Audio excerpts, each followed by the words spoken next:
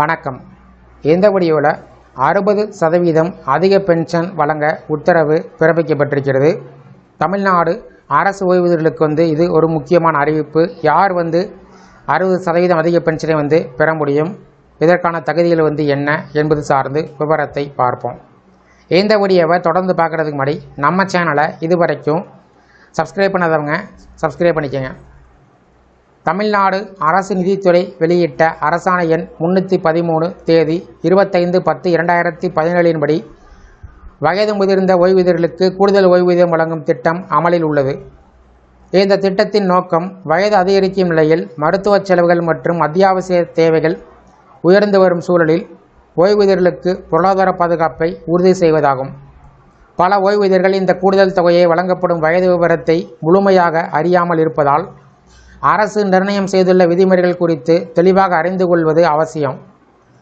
அரசாணையின்படி ஓய்வூதியர் 80 வயதை நிறைவடைந்த பின்பு அவருக்கு வழங்கப்படும் அடிப்படை ஓய்வூதியத்தில் கூடுதல் சதவீத உயர்வு வழங்கப்படும்.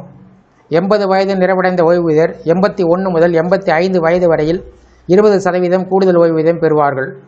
அதற்கு பின்பு 85 வயது நிறைவடைந்தவர்களுக்கு 86 வயது முதல் 90 வயது வரையில் 30% கூடுதல் ஓய்வூதியம் வழங்கப்படும்.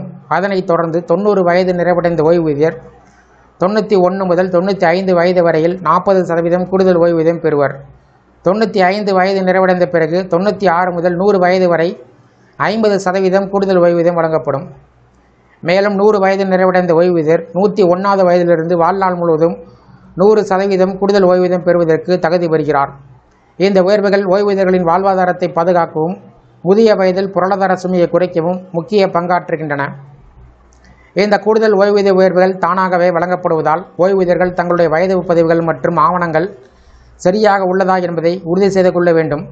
குறிப்பாக பிறந்த தேதி, ஓய்வூதிய கணக்கு விவரம் மற்றும் அடையாள ஆவணங்கள் சரியாக இருந்தால் மட்டுமே இந்த சலுகைகள் தடையின்றி கிடைக்கும்.